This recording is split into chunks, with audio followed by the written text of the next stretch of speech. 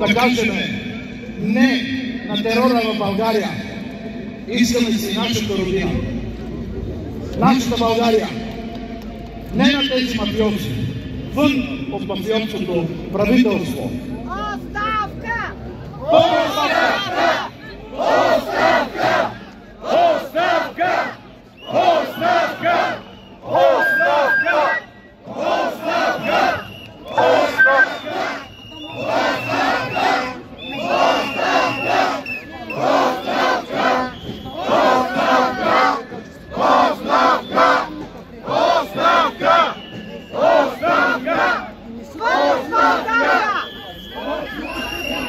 Виждаме и много други несъгласни с политиката на Урсула фон дер Лайен, когато и държи да се представя милиони хора, които загинаха от техните ваксини, от корупционната сделка, която направи за нас хората в Европа. Това унищожение няма да бъде простено. С поколения ще помнят тези ваксини. Видяхте от чешки евродепутат тук. Къде са нашите 17 депутата, които им плащаме да бъдат много?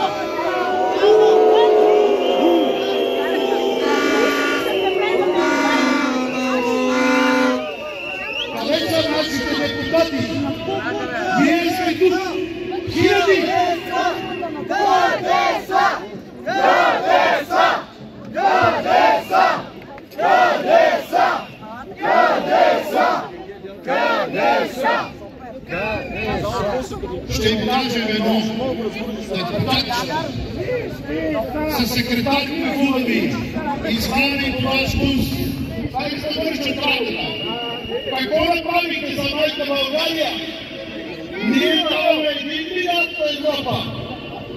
Какво направихте вие за нашето производство в България?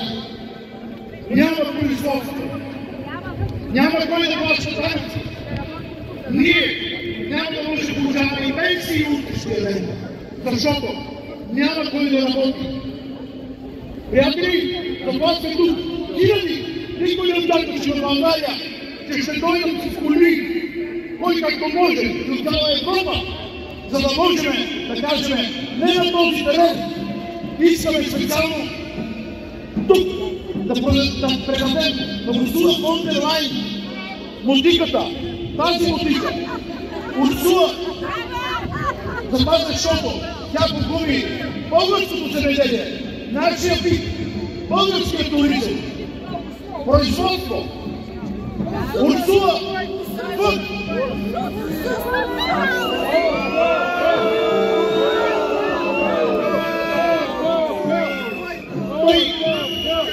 Той като Урсула я няма и няма да дойде, ние ще предадем тази мотика на нашия водач Ивелин Михайлов, за да може той с нея да изчисти всички племени в нашата мила нива, майка България, чиста плодородна земя. Всички заедно с него, можем да изчистим племените и да дадем път, както той казва, на културните растения, да се възобновим родината. Благодаря ви, приятели! Ще се борим до края!